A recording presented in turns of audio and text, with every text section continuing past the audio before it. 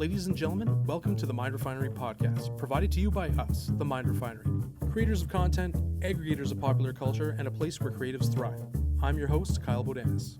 This episode, we are continuing to look at our favorite films of the 2010s with John's pick, Denis Villeneuve's Blade Runner 2049.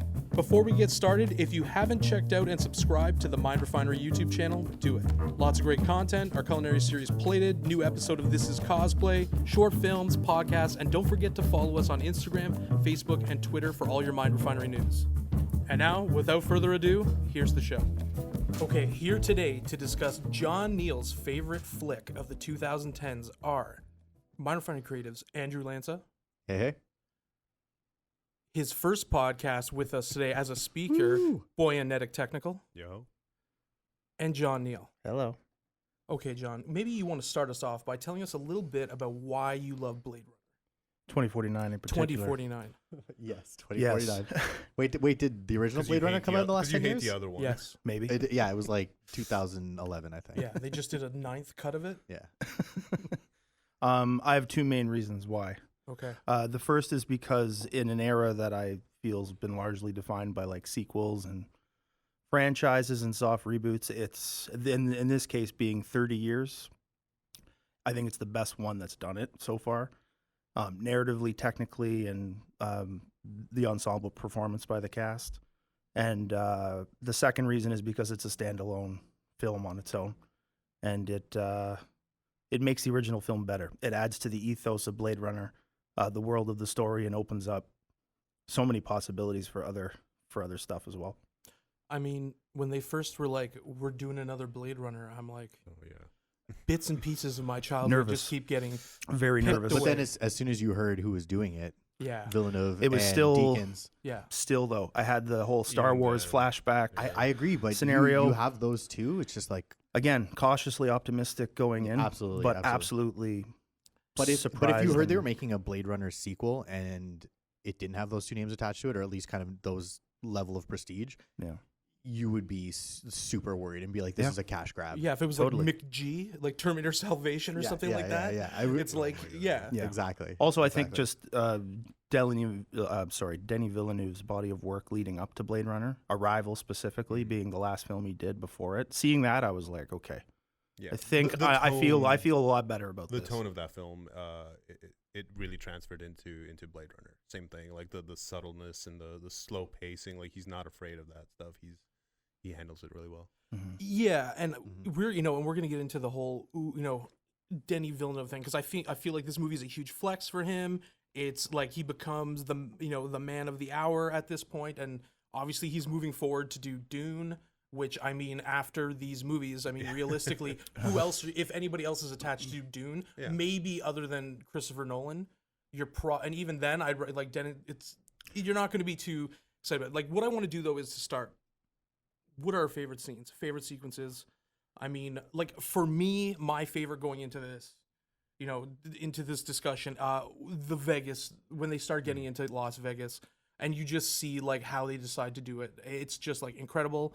I mean, we'll get more into the Deakins, but like how their inspiration for shooting it was literally a picture of the dust storms in 2009 in Australia, like And of the also Sydney now Harbor. in Australia. Yeah, but so like they literally, in some of the on like features I was looking at on YouTube, they were like, they had a picture and like this is what we kind of want the whole Las Vegas to look like. Yeah. And then getting into the whole Deckard thing, I thought and meeting him again was absolutely fantastic. I would say that scene's probably it's one of my two favorites in the movie. The other ones I really like are the Wallace headquarters scenes. Yeah. Even the Chinatown stuff in the streets was amazing, and the orphanage in the junkyard in San Diego. So good. I thought specifically talking about with the what was the facility called? The Wallace headquarters. Wallace headquarters. The one with Deckard and Jared Leto right Yeah. at the end, and like they're just like coming in and out of darkness, and you have that like hard backlight, and like anything done in those rooms with like that kind of like the water shimmering going on in the background. I'm a fan of, but like it's just like hyper stylized and how they're just coming in and out of darkness, and they're each kind of like playing these hands at each other, and they're just I just thought that was just the perfect visual representation. If of I that remember scene. reading this correctly, it's not like some kind of randomized effect that they did. It's not like an effect on a light. it was like programmed in that scene to the light and the shadow to move in a certain way at certain parts of the scene. So it makes sense when you watch it when it's choreographed. When Deckard, 100%. yeah, it's choreographed. So when Deckard 100%. like sits back or something after point, like he goes into shadow, or like- Jared Leto comes out of shadow. absolutely, 100%. Like You that. can tell Brilliant, those lighting cues brilliant. were like to Oh, yeah. the like second, if Mhm. like not to like to the frame. You know what I mean? Yeah. They were that scene was from like a lighting standpoint, and just all those lighting cues was just masterful. Honestly, That whole building, Wallace's whole building is just like an Yeah. ethereal. Other, like, he already believes he's God, right? Yeah. Yeah. And I mean, you he kind of is in yeah, a way. he You is. know what I believe mean? him. You believe him. Like, his performance is, we'll talk about that later, I'm sure. But he really pulls that off. Maybe that's just Jared Leto's specialty. Also, the But the score that building, yeah, the score, scoring. the In score in that building, scene, oh my that God, like yeah. that like deep like it almost sounds like a Buddha It's like temple Yeah. type Yeah. low like like choir a chanting hum or kind something. of, like what's like that throat chanting. What's it called? Oh, like the Tibetan. Yeah. version, I That's forgot. really It's cool. called like a specific. Yeah. I can't. But it Oh, like that's over that definitely not it. over that architecture and that environment though, it really Yeah. sinks in. I think it does the job quite well. Yeah, no, that and it stuff is does that incredible. while also connecting it back to Tyrell and his building, his pyramid and whatnot. Like that same sort of, I don't know, iconography and style, but doing its own thing and doing its, because I think Wallace is a special next level crazy like psycho CEO who thinks he's God. Tyrell was small potatoes for him. What do you guys think about the opening scene? I with was Dave literally Bautista? just. Oh, I was love literally about the to, opening that scene. was my So next one. It's Yeah. so good. something about that. Do you know a trivia bit about that opening scene? Hit me with it. So one of the original scripts for the first Blade Runner had Deckard showing up at a farm and retiring a replicant who was a farmer. And so that opening scene with the pot on the stove was literally in the storyboards from the behind-the-scenes documentary on From the first Blade Runner. Dangerous Days is the Cool. name of the documentary that's ends, and they put it at the beginning of this movie. So that was like shot but cut, or No, it was written but never originally shot? scripted and originally storyboarded as the opening But they scene never for shot Blade it? Runner, and they never did it. They did something else, That's really cool. I didn't know that. and they pushed it into this one. Yeah, and I love that opening scene, like that whole sequence, and the my fight scene God. is like It's fucking good. intense. Like it's visceral. Like that's a fight. You know what I mean? The other thing I like is how they use a lot of silence, and then when the violence sort of happens, it's way more impactful because it's not wall to Builds wall. tension. Yeah. Yeah, tension before it. I worked on a set where Dave Bautista was on it, and I got to actually like meet him and talk to him, and he was very generous with explaining what the process was of doing it, and he was just like, you could feel the tension on set. You know, I mean, him and Ryan Gosling, making sure they were kept apart a bit, and then to keep that, to elevate that tension, to drive home the thing that's done with like physical acting and rather than lots of dialogue. And the dialogue that does come in is good and interesting, and explains things, so you get a sense of the remaining conflict between replicants and the society, but you also get those the character things and where we're at from the first movie. It was really well done. And Dave Bautista was amazing in that role too. 10 minutes of good. screen time, and Yeah. what a impact that he had. He's great, good, yeah. great scene. He's Even a just like credit. it leads to him, Gosling out front. What was his name in the Kay. movie? Okay, right, obviously. Out front, he's like looking at like the flower and like how that just kind of like encapsulates like just like that whole scene. Again, it's like that's like a thesis for like the whole movie essentially. Mm-hmm. Which is Well, what you want in an opening and scene, it's- right? Yeah. It's all. It's like a thesis all- statement, yeah. They're Yeah, all absolutely. like subtle like paintings. There's there's so much gray in that shot where you say that with the flower, but he noticed this is one detail that stands out, and it's already there's just a mystery throughout the whole film, in every shot where things like that where a detail will stand out. And you don't know what it is, and you're never really gonna get it explained fully, but it'll bring you to the next scene. It'll draw you right away, and that does it in the first scene of the film. Thankfully, Denis was kept those layers in there, just like the original has so many layers, like visual layers and visual cues for stuff like that. Oh, even more so that like there's probably I guarantee you 1 million that's gone over all our heads. Sure, Yeah. Like, yeah. it's just so dense. Mm-hmm. I was going to talk about the main character in Gosling. and how he's, in my opinion, I think this movie's better than the original, especially from a narrative perspective, because I like it better than the original, because the main character is, and that's my biggest criticism of the first one, is that Deckard is really not that interesting of a main character in the first movie. He doesn't really drive the movie. It's more the concept that drives the movie. But this movie, the main character is way more interesting. It's also not as likable, and maybe that's from a Deckard? Perspective of watching Deckard, it you mean? now. Yeah, That's Deckard. because the main protagonist is really Batty. Yeah. Batty is the he's main definitely an protagonist. anti-hero, and he's pour one out for my homie Rucker Hauer. Wow. And I love the it's jumping to the end, but I love the homage to Tears in the Rain at the very end of it with the snow. And it's done so tastefully. Like that could have been just like they could have put his audio over it with his voice. They could have done just some ugly stuff that you've seen in other remakes and reboots and soft bullshit. It was also like the so best way to beautiful. show Ryan Reynolds dies without him Ryan Reynolds. Sorry, Ryan. This is what I was worried about. I keep worried about saying Eisenhower, Ryan Deadpool. Gosling. The problem is they're both dreamy and Canadian, and it's hard to separate them. So, but I almost lost completely my point because I was thinking about how dreamy they were. Like it really is the confirmation that Kay is dead, and because there's a lot of like reading just some internet stuff and like even some stuff on Reddit. They're like debate about whether or not Kay is dead, and I'm like, how? I thought he was dead. Yeah, I mean, no, he's. Yeah. I think I you didn't know really what it think- is. You gotta be down with the first movie. But they also there's that like profile shot of him, and he's like breathing, and then like he pretty much stops breathing. Yes. I don't know. I just assumed he was dead. I'm pretty sure And it's like they said that he was dead. It's Yeah. like He's a dead. meaning. Yeah. You know, it Pour it one out for my copies- homie Kay. It does the same as Vinny. the other one And where Vinny. it gives him a meaningful death. Like there's a realization and a character growth that he comes through right before dying. Same thing as Batty did in the original. Yeah. At the same time, I mean, there was like a lot of symbolism in like especially like in the female roles. Oh yeah. Like you had joy, and then you had love, and like essentially, I mean, it's a little on the nose. Like I appreciate it, but like he has to drown love.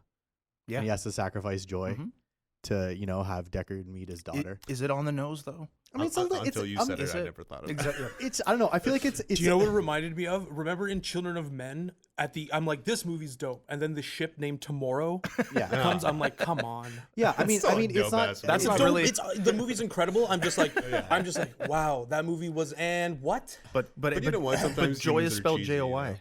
Oh, Yeah, it's okay. different. Wow. A bunch And of love is scientists. LUV. Oh yeah. But yeah, so I mean, yeah, there's like a little bit of like a literal. Yeah, I mean, as I said, I appreciated it. I thought it was good.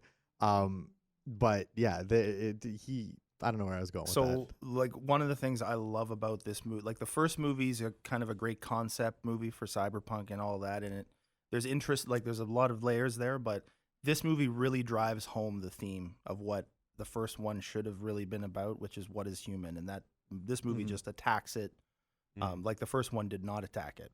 The first one was very much more sort of abstract, and you kind of had to go looking for those themes in the first one. But I think that's this part of one- the evolution, though, It of is. the language. Because Yeah. Blade Runner was like pretty much one of the formative things, along with what was it, Necromancer? No, it doesn't matter. Along with like a couple books, it formed the cyberpunk genre, and now we have that language. We have an understanding of those themes. So then they just evolved on, and they've evolved it in a meaningful way. Yeah. So sometimes you need to establish that base language before you make that evolution. I also think too, like you're trying to get the first one made.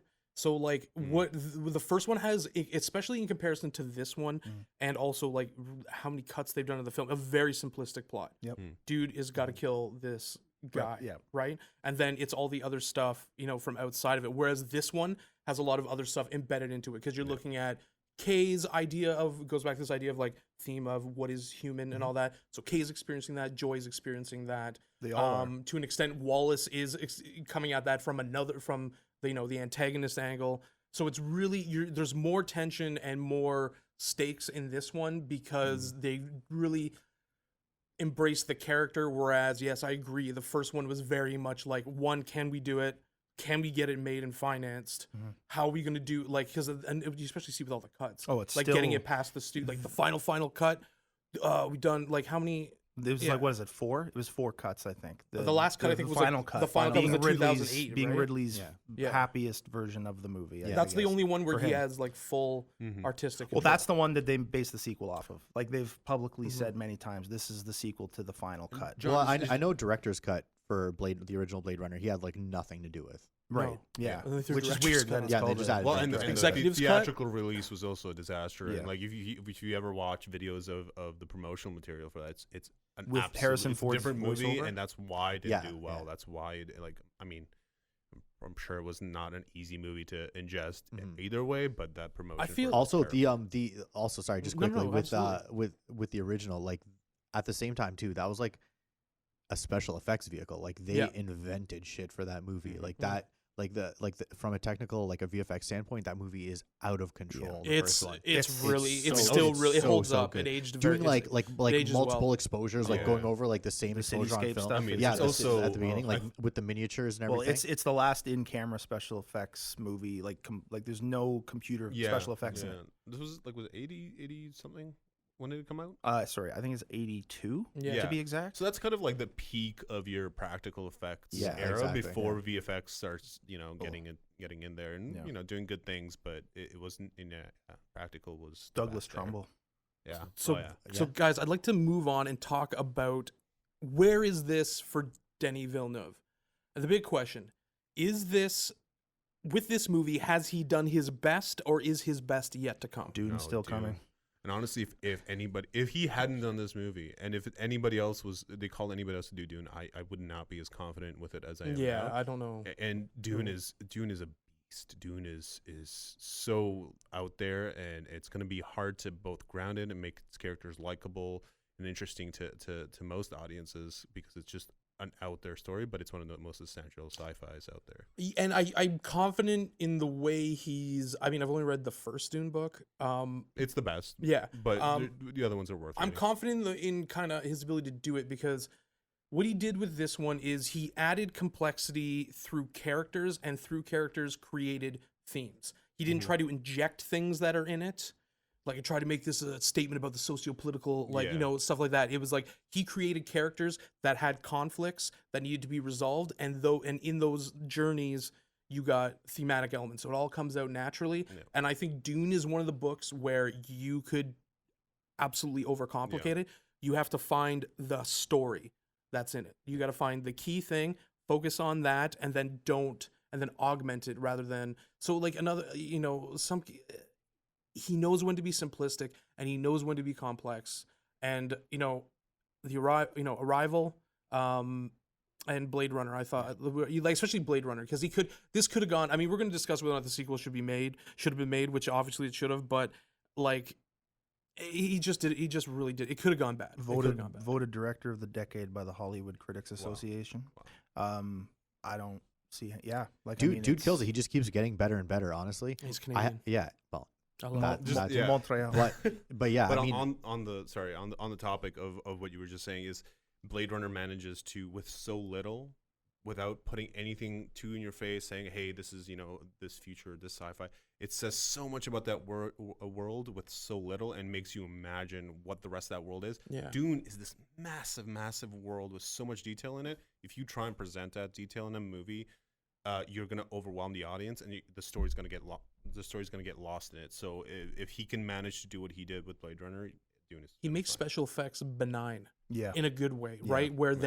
Where it almost becomes exclusively production design, right? Like, you don't, other than knowing visual effects and how they're put together, like, you don't, in this, I think the goal, when you're creating visual, computer generated backgrounds and stuff, you don't want to see a lot of seams where the production design ends and where the visual effects begin. And I think that's what's really good about it. It's because if you look, even with, like you were saying, like the effects in the original, it's like you're not looking at something that isn't organic. You're looking at something that is you feel it's real. You feel you're there. You feel it's not just made in a lab. it's gritty. Like it's gritty, Yes. but and like the world feels lived in the way that like the old Star Wars movies, And the yeah, world feels yeah. lived in. And Villeneuve does that in Arrival. Yes. Like, he's really good with it. That's what I think is his best. Yeah. Honestly, I liked Arrival better than Blade Runner, personally. Also, Arrival's like kind of a newer. It's a newer. Like it's an original. Yeah. You're using, but I mean, I know, but we're no, absolutely, no. I think when if someone says Arrival, that's good. That's just such a like what I love. I like we talked about it last time, or the simple concept movies. Like that movie was just simple concept. It's another one too, and you know what? Even some of his other, like if we just obviously passed the anniversary of the Polytechnic shooting in Montreal, he did the movie Polytechnique, and it was like it could have been so ham-fisted and like a morality tale, but he just really honors what happened, and it's just a really haunting movie that he did so well.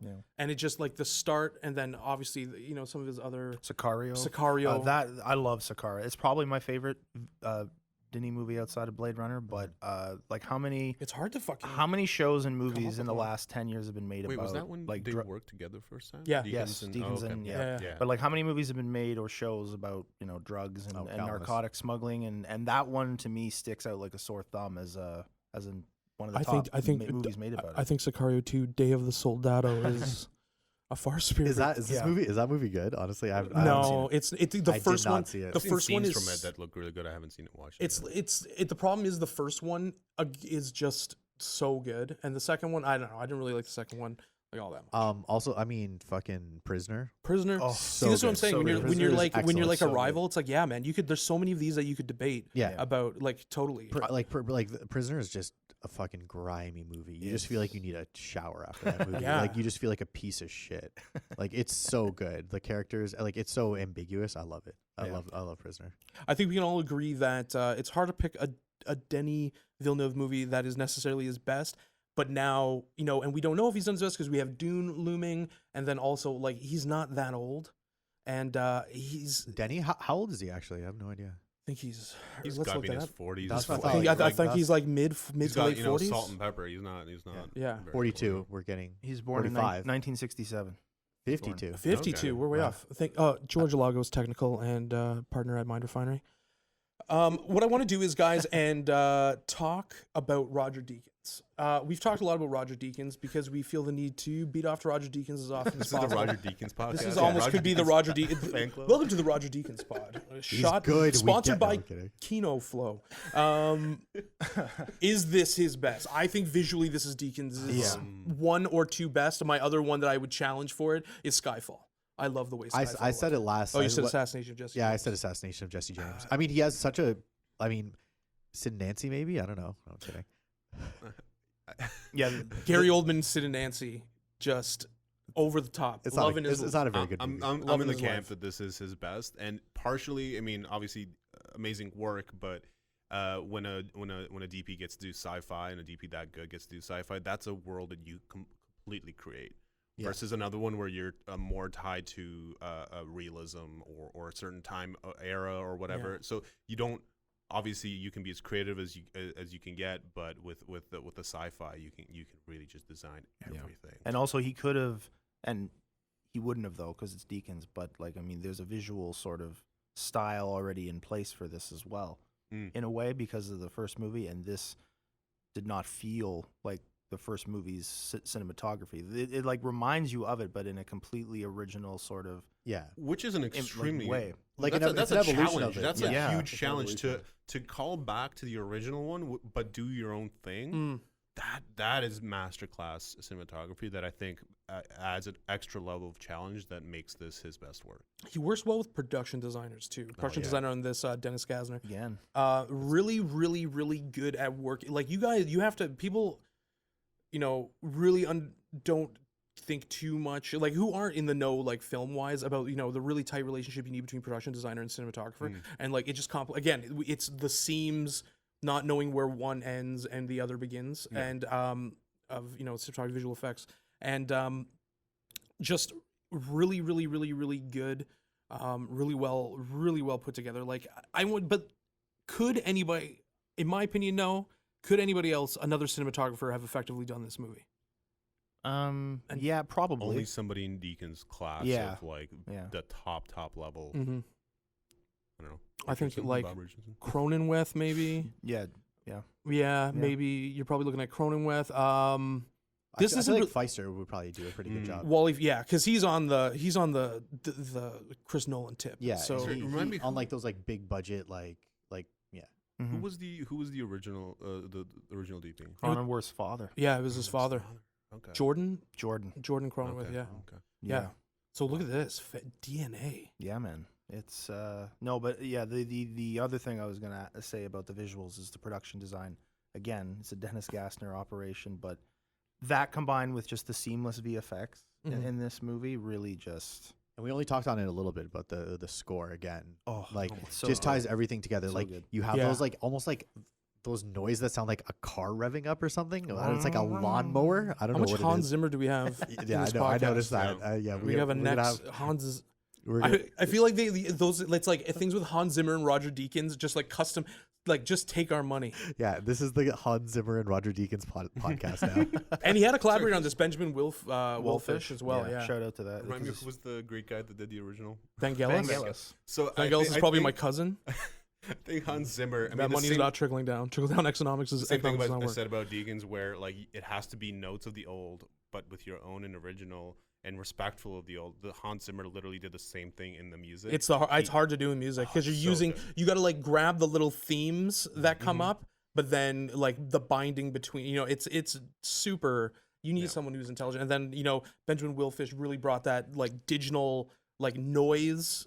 Just it's really really good. When I left the theater, I had the Mesa score just in my head while we were walking out after the movie, just in the city with all the buildings after. Like that really that was something like really really powerful. That part where they're flying to San Diego, just that music there. I don't know what it was. It was just instantly ingrained. Yeah. Have you guys seen the latest episode of This Is Cosplay? It features Kin Chan, the armorer and run-of-the-mill creative genius from Wampan's Cosplay. You really need to see what this guy does to believe it. The series is put together by the Mind Refinery creative team and is a visually engaging look at identity, community, and passion. If you're a fan of cosplaying, gaming, anime, a comic book lover, or like us, general fans of nerddom, this series is for you. And now, back to the show. I want to move on to the performances. I mean, we already talked about Ryan Reynolds, Ryan Gosling. Breaker Heights. What do we think? Ana de Armas. Oh, she's Anna de fantastic. I'm a big fan Sorry, of hers. what Like, is the girl that played the prostitute? Oh, that's Rough, yeah. Mackenzie Davis. She was in *Halt and Catch Fire*, a really really cool show about like kind of the beginning of like the video game like hacking culture in the early '80s. And she's really good, and she was really good in that show too. yeah. So aside from Ana de Armas, who I thought was incredible in this, Was this her first big movie? I haven't seen her in anything She's else been in before other this. stuff. She's been in a but- couple stuff yeah. European too. She's Spanish. Yeah, yeah. Sylvia Hex, I believe I'm saying, or Hoax. Yes, Hoax. The Played woman that Love. played Love. Yeah. Oh, To me, yeah, she stole. She the was movie great. from She me. was on. She She stole played it. that like perfect, Yeah. like almost kind of like cold and uncaring, but then also this like background of like very intense. I don't know. So She was once amazing. again though, we have a situation where at the end of the first movie, you sympathize with Batty, right? Yeah. The antagonist. In this movie, you exactly the same thing, but you don't even realize it, that you sympathize with Love because of her need to sort of prove herself to Wallace and do all these things for him and prove that But she's she's like not the just best. a clone. Yeah. she's Yeah, not just and a you clone. just feel so bad for her. Also, at she's the Robert end Patrick when she Cold. dies. Yeah. You know what I mean? The only other scariest like she plays that T-1000 level exactly. cold. Yeah. But like T-1000 was just like with cold, like an but intensity. Yeah, exactly. Yeah. She has like in the background like there's something. things going on. Exactly. She's not just Yeah. Exactly. And I think the idea, I mean, if he thinks he's God and he's God or God in that film, then she's like his disciple. Yeah. And that's how, and she looks to him like Yeah. like she works for God. Like that's how seriously Yeah. she takes her work. Even if she's not I mean, she might be programmed to do that way, but either way, it's everything she pulls off is incredible. Just that's and in the has that scene where and background. then when she just shoots the Sean Young replicant, Yeah. like just Ice cold. ice cold. That Yeah. scene she was ice cold. Anything for Wallace, right? Just trying to prove. But that's like every single character in this movie that is a replicant has, in different ways, sort of the same sort of drive, which is to kind of be accepted, to have a relationship or to have connection with something else, to sort of be Yeah. human, and they're all chasing it in all these different ways. And you're testing your themes against your characters at all times, and all of them, like, it's there in all of them. And she's she's the more, maniacal, but version of it, and it's just done so well. Her performance is fantastic. The final fight scene I really enjoyed. So good. On the boat? On the seawall. Yeah. It was just really cool where she's and then when they're on the kind of the beach and she's coming at him, just like stab. It's just and it's just one shot I was of about her to coming say, in. yeah, It's exactly. just really that's when I love action where it's just like the one shots. Like, get this fucking quick cuts out of my face. calm like, down, Jason Bourne. Yeah, honestly. Yeah, we don't need Liam Neeson jumping over a fence and 20, 30 shots of him doing Yeah, it. yeah. Like, come on. Just let me see the action, make it good. Yeah. But like as far as Gosling goes, he's the perfect replicant. Yeah. Just in the way he sort of was so has good. and dreamy. The film really sort of when I saw the what's the name of the new Voight Comp sequence where they're testing the replicants. Right. Where they're trying to watch their emotional The baseline test. test. When that scene happened and when it was over, I was just like, okay. We're about to. Yeah, this is going to be. Yeah, this is going to be good. He's so good in the movie because he's almost one of the most human people in that movie. Like, you know what I mean? Yeah. In a movie about humanity, there's not a lot of humanity in it. Yeah. And he's got these like nice little moments where he's just like he's so stone cold for a lot of the movie, but then he's like grins like a goof a couple times, and you know what I mean? And he's trying to creak in. There's like there's like there's like the difference between those moments where he's not the engineered thing anymore. Yeah. You're totally right. That's a good point. So that that's what I really liked. That's what I thought Gosling did it really good. He brought that to the role, and I mean that's on the page, but at the same time, like he executed it perfectly. He's super versatile. Like The Big Short, he's fantastic. So funny. And with the literal complete opposite of this performance, and it's like, he was so good in that. Breaker High. Breaker High, he was fantastic. The Notebook, I wept. Magnum opus was Breaker High for me. Yeah. I mean, there's this episode where he almost left the boat because he had another opportunity. Listen, and I'm note to self. Yeah. The other thing I thought was really cool just about his arc in this movie is, it literally is sort of paralleling Anna Stelline's sort of story in a lot of ways. Deckard's daughter, right, who plants the dream, right, in these replicants. With the horse. Yes, and Gosling finding out that he's really nobody, right, at the end of the movie, but he has still two realizations, right? He had you're fooled into the false one where he thinks he is the child because of that memory, even after he goes to her, right? And he gets pissed off because now I'm this child and I have to run away, and then he has the second realization where he's not, and that's just his drive is just to be again like human, and in doing so he makes the decision to reunite a father with his daughter instead of siding with the replicant uprising, which he could do, or siding with the police that want the whole thing wiped out. He chooses just to do this very human thing, even though he knows he's going to die, and he's got, as long as he does something human in the end, I guess. Also, Carla Uri, who plays Stelline in that movie, was absolutely fantastic.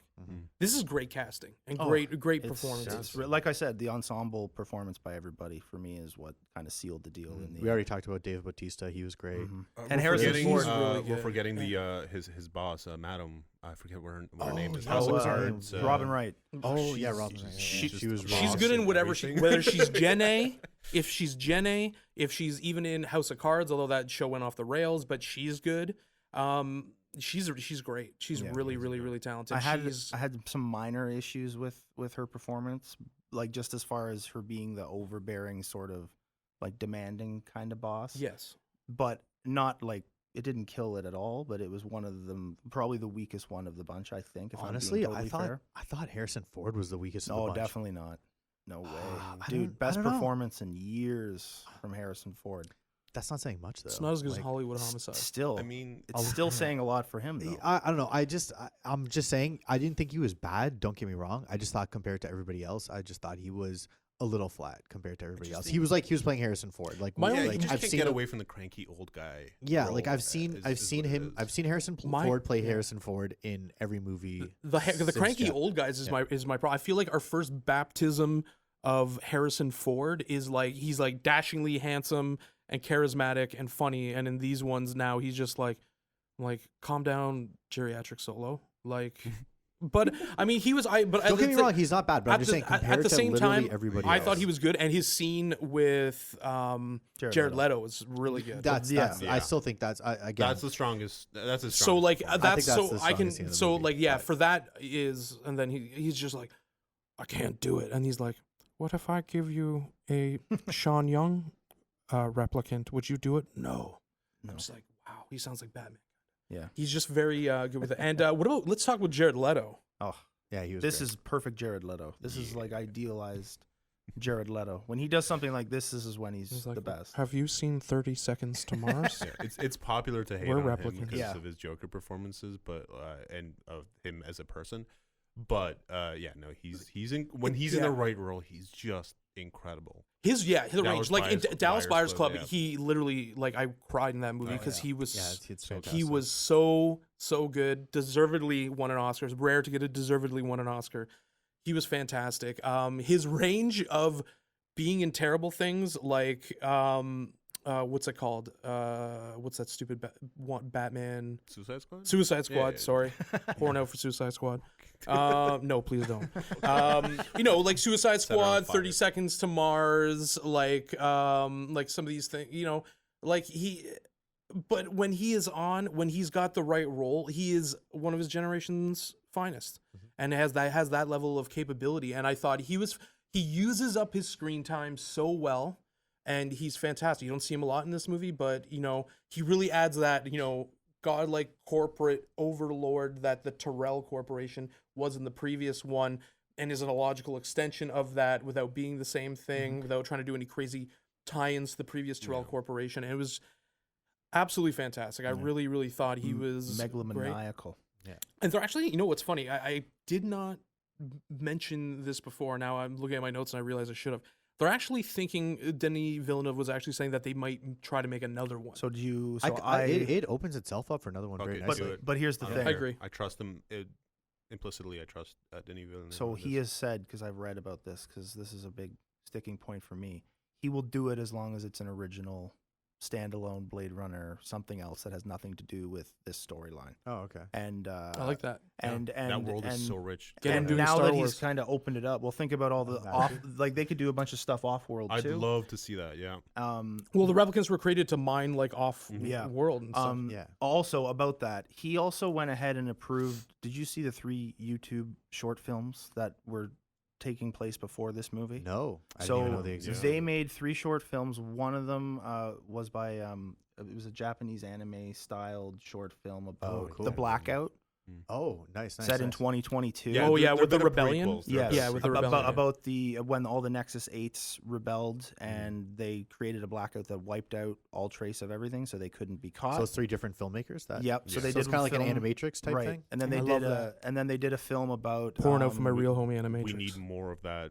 Yeah. Yeah, and they did a film about Wallace getting the approval to make replicants again, which is set in like 2036. And then they did one about Dave Bautista and kind of what tips them off to his location And he was in at it. the beginning of Blade Runner. A prequel, like, really leads right up yeah, to it. like the 6 month before or whatever, Ooh, or cool, less cool. before the Was it first still movie. the Okay, I same gotta see actors that. like Dave Yes. Bautista? Uh-huh. And you can just watch this on YouTube? It's all on YouTube. Wow. And so, Yeah, so it was Why? like Why? a- Why? How you're holding out on us, man? You gotta tell us before Dude, the this podcast. is- No, I watched this is We old should have news. Yo, watched this it guy's like before, a but yeah. dealer. Yeah, put First that on bit's the free. homework.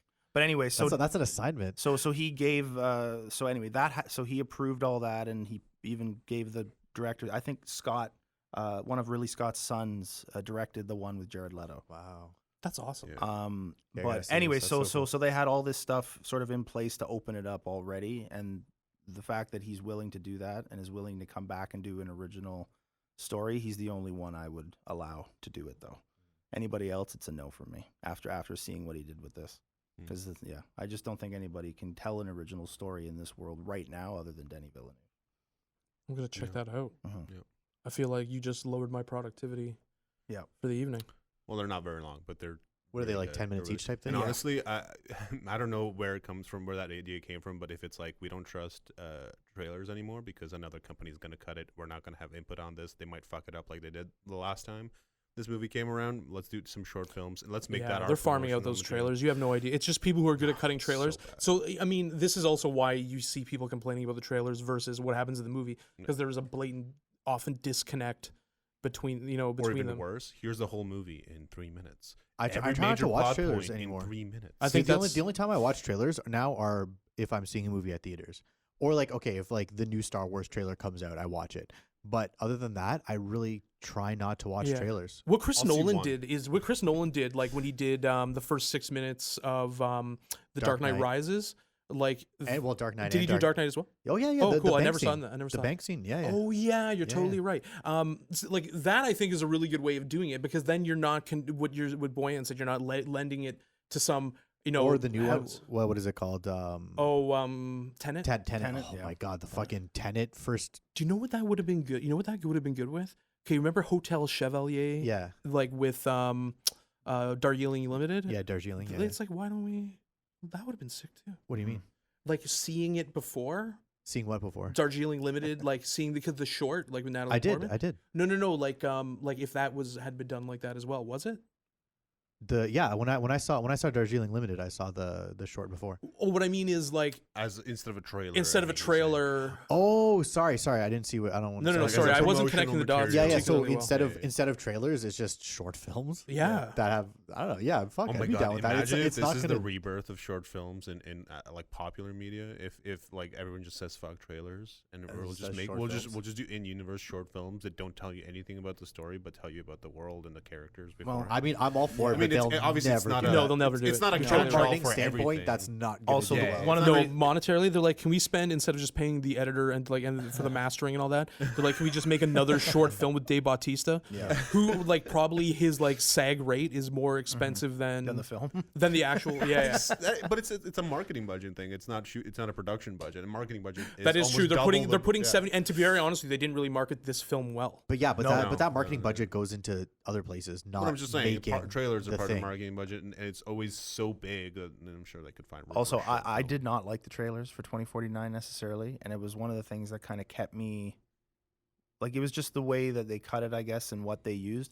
They didn't want to use anything that gave anything away, which is great, Thank fucking and it God. also hurt the film financially because they didn't do that. Well, either. this is what they did Right. is like the problem with the marketing for it. It was marketed on nostalgia for a movie that's original didn't do well in the box Yeah. office. Yeah. And I was Right? about to And say, who's unless you're like, nostalgic? Who's unless you're like a nostalgic? nerd for it, like Yeah. it's not a cult film huge for We're sure. nostalgic for that. Right. Yeah, film. exactly. Yeah. General audiences, maybe not. They probably they don't remember it. Well, And the like, first one was not well received at all. So, At the time, I mean, now No. it definitely has. well, like, also the respect original for had cult. that voiceover in it. So, Well, yeah. I mean, But- I don't think it would have been well received regardless. But yeah, I mean, now Yeah. there's definitely a niche market for it, but it's not. You can't market it off the back. They of the should have other been one what they should have completely. been doing is marketing the original story part of this. Obviously, friggin' Ryan Reynolds, Ryan Gosling. Like you have an actor of that caliber and that profile. Like, we should see him more. Yeah. You know what I mean? Like, it shouldn't just be like that a one shot of Harrison Ford and then, you know what I mean? Like, don't trade on the nostalgia. Honestly, for I movies. don't even think I saw a trailer for 2049. Maybe like once. Like if I was forced to. Again, I don't watch trailers. I really try to avoid them. I think it was So in the theater when I saw it. So I couldn't that's what avoid I it, think but too. Like if I saw it, it's at a theater. And I'm just happy these days if it doesn't reveal the story. Like, Yeah. I don't care. Yeah. I don't care. Yeah. It doesn't need to sell it to me because I'm gonna check it out. I'm gonna make the decision to check out a movie regardless. But as long as it doesn't tell me the whole story. the whole idea of a trailer is just like ludicrous if you really think about it. Yeah. Like, watch this movie. Here are parts of it that we're gonna ruin for you in hopes that you pay us money to watch the rest of it. Like, I don't know. It's just I such a used to- weird concept. I think John's with me on this. There's the VIP. Oh God, I forget which theater it is. Varsity. Yeah, I specifically would go to Varsity with the less comfortable seats because I know they wouldn't play a whole lot of commercials and trailers beforehand. It's such a much more. Well, it's they much do, more but if it's enjoyable. like they've started to. If it's like a special engagement, Yeah, they yeah, won't. yeah. Less Which has often, fucked less me over a couple times because you get there late a little bit. And you And think it's you got like, time? it started You think already. you get time to get extra butter on your popcorn, but it's like, no, you actually do not. You've been Yeah. coddled into having extra time before Yeah, it started. exactly. By the way, I wanted to give a big props to Harrison Ford for putting in a shitty performance in that voiceover. oh yeah, Oh, So yeah, the voice on I don't know, purpose. I believe On the trivia purpose. on Yeah, this on is that purpose. he saw how terrible of an idea it was, but Yep. he did the worst possible job with it. And It took 6 weeks to do it because he kept introducing himself as Han Solo. And that's how we got off Air Force One. So, guys, yeah. so And then I get said, off "Get off my- my plane." Get Yeah. off my Falcon. Get off my Blade Runner. So I want to move on. Just the last point. I mean, we had alluded to it. Should they have the first thing that comes up to your, in your mind when they make a trailer is, should they have fucking made this trailer? No, sorry, not trailer. Sequel. I don't know what's going on today. Can I ask a sub question to that? Sub question. What do we think is the best sequel of all time? And if you're gonna say this movie, just fine. Say this movie and then say something else. It's The Godfather. Yeah, part 2. Yeah, Honestly, I know what you're gonna say. Sucker Punch 2. What? yeah, I know you're gonna say. I know you think I'm gonna say Empire. Empire is one of the best But- sequels of all time.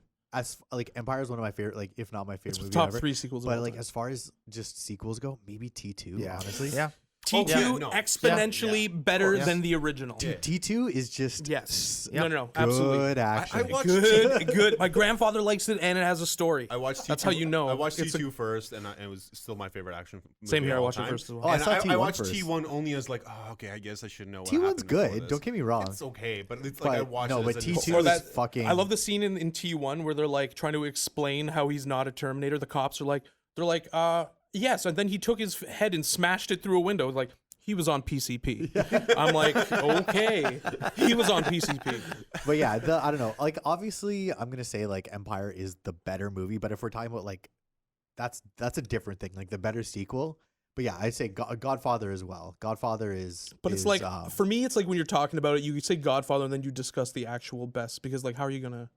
Godfather 3 is the, Godfather 3. It's fantastic. I love Coppola's daughter. yeah, I was gonna say we- Sofia Coppola. Well, we were talking about the whole sequel thing. And this movie, Blade Runner 2049, does what T2 does as well, which is it makes the world way better. Yeah. Like you said, Right? it makes it richer. For And sure. it makes it richer, which Yeah. is great. But I would tend to agree that because T2 was so, just incredible, I'd say that's probably the best straight up sequel Yeah, of all time. Blade Runner's in that handful, though. I think. I would say like I would compare it almost to like if you've seen the new Breaking Bad movie. I won't spoil anything, but the new Breaking Bad movie, it's like completely unnecessary but so appreciated. Right. That's what I'm saying. Like Blade Runner, like you didn't need to make a Blade Runner sequel. It's not like there was this cliffhanger and you're like, I need to know what happens. And the real cliffhanger, if you want to call it, is Deckard a replicant, and Right. that's still not really answered in the second movie. If you want to get technical, Mhm. I know they're like yes with the origami. Definitely. It's not answered. It's not answered. It's not fully answered. Anyway, whatever. I'm just saying that you didn't necessarily need a sequel to the first one, but like it's so appreciated Yeah. that they did. Like and like that's the same with El Camino with like the Breaking Bad movie. Yeah, you want to not watch a spontaneous disaster in front of your face when you have like love for the original. So I was, like I said before, I was cautiously optimistic Absolutely, because of that.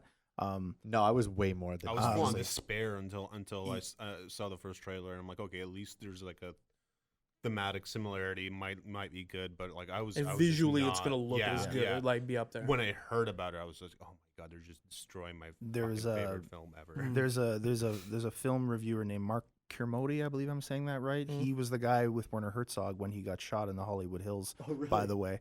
But Anyway, anyway, throwback to our other. I episode. watched. He's Merely a Werner Herzog. merely a flesh wound. he's a reviewer, I think, for the BBC Radio, Okay. primarily. Anyway, my reaction while watching this movie was the same as his. About 45 minutes in, I was just like, Thank God. Yeah. this is going to go properly. This is going to be good. Oh, thank goodness. Thank God. Yeah, it would have to go completely off the rails at that point. Yeah, it was about the time that they started, about the time they started Lost. flying to San Diego. Oh, San Diego. I yeah. was just like, okay, this is going to be amazing from here on out, and it's going to be perfect. It's going to be good. Okay. I mean, perfect. is- Perfect as in like a sequel that is going to make me happy. Yeah. If And a sequel not- is making you happy, I'm like, okay, you did it. It was really fucking good. It was really good. Okay, sub worst sequel. Okay, can we do a worst Worst sequel? quick worst sequel? Ooh. Oh, that's tough. Godfather 3. Return to Oz. Godfather 3. I mean, Return to Oz? That's just too numerous to count. I know, because they it's make these true. like, there's a Jarhead 2 and 3, right? No. Yeah, they're nothing to do with the original. These like, studios shouldn't except even for- be able they are to have direct to- rights to things. Yeah. They really shouldn't. I'd say Land Before Time 13.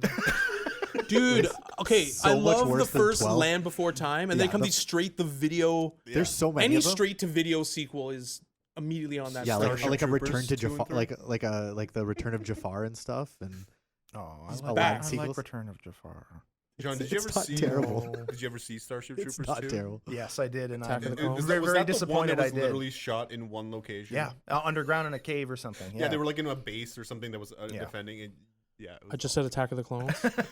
I don't like this sand. It's coarse and terrible. Jesus. worst dialogue in a sequel for sure. Yeah. It's the worst dialogue in anything I've ever heard. It's just like absolutely terrible. And you know, you give it to Natalie Portman, who's an incredible actress, and even she can't make it work. It's It's just obviously barely. going to be a problem. And this movie, like the fact that you're not regretting it, you know, and that we're putting it up in the, you know, the pantheon of like Best movie of the sequels, decade over here. best so. movie of the decade Mhm. is, you know, Which I pretty would. remarkable. I mean, obviously, I disagree because For it's me, not it's my like choice. top But 5 movies ever. I'd see it. Honestly, I'm going to be honest with you I'm guys. not sure where your top 5. I like it a lot. It did not resonate with That's me okay. like the way it did that's with okay you guys. though. Like That's I okay. like it a lot. I think Triggered. it's a beautiful movie. That's but okay. I would That's not fine. put it in I'm- the top. I would put it in the top 10 of that year for sure. But I'm of the same way. decade, I don't even think- really enjoyed it. I'm not like this was the third time I've watched it when I rewatched second it for time. this. I saw it once at theaters, and then I watched it just the other day, like on Friday. Actually, what I love most about doing this, I got to rewatch the first one and then read part of Electric Sheep.